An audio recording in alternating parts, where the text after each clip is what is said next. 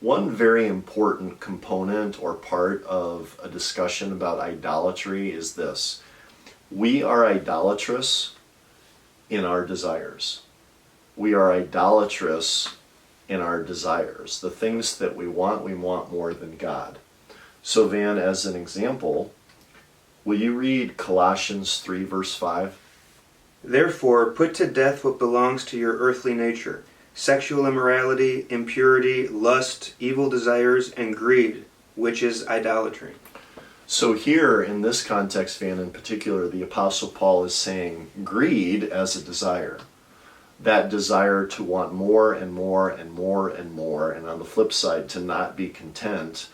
The Apostle Paul is saying that's idolatry. And the reason is because when we want more and more and more and more, and that becomes our ultimate value, then the Apostle Paul just knew intuitively that that is reflecting a heart that doesn't value God above all. And that's why greed, as an example, is a primary expression of idolatry.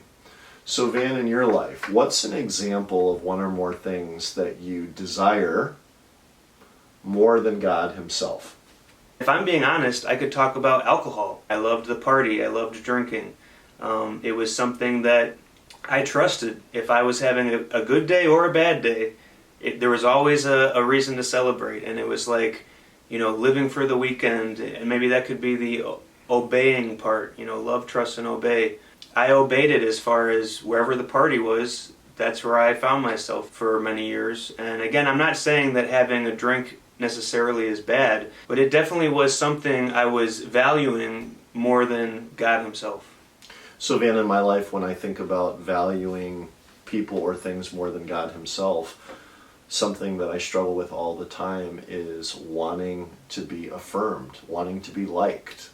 And that creates so many mixed motives inside of me. When my heart is in the right place, I want to be an obedient servant of Jesus Christ, and I want to faithfully represent his word to other people and do so for the good of others. But it's as if there's this ongoing temptation, this voice that says, no, Jay, the reason that you're doing this is to be liked.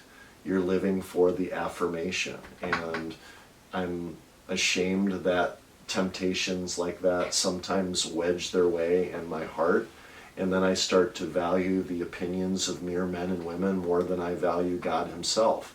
It doesn't mean that I'm not a Christian, it just means that that's a vulnerability where I am tempted to value what people think of me more than I value what God thinks of me.